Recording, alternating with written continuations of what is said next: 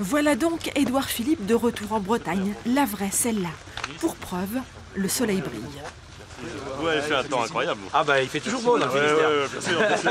Le 1er février, la loi Egalim, dont l'objectif est de permettre aux éleveurs d'avoir enfin un revenu digne, est entrée en vigueur. Le temps d'enfiler des bottes et pour le Premier ministre, la visite peut commencer. Il y avait 2 exploitations ici, il y avait 12 hectares et 13 hectares, donc c'était un petit peu les exploitations type dans le Finistère, des petites exploitations qui vivaient un peu en autarcie. Et donc en 1968, ils ont construit une étable pour 60 vaches laitières à l'époque, donc c'était relativement conséquent.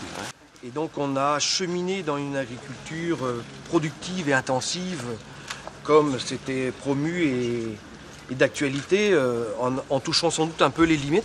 Jean-Hervé Cogan s'est donc converti à l'agriculture biologique. Aujourd'hui, sa salle de traite est obsolète, mais la remplacer coûte 1 million d'euros. Aujourd'hui, si on n'a pas plus de valorisation de nos produits vendus, la question est est-ce que je peux et est-ce intéressant de faire ce bâtiment-là? Et donc, je me pose beaucoup de questions aujourd'hui. Les éleveurs insistent, sans prix, ils ne peuvent ni tenir, ni préparer l'avenir.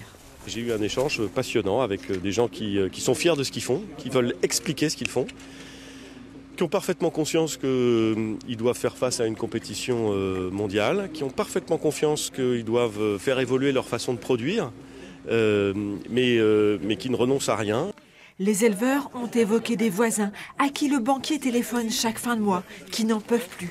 La loi Egalim répondra-t-elle à ces angoisses? Le Premier ministre s'est voulu rassurant. Les éleveurs aimeraient y croire.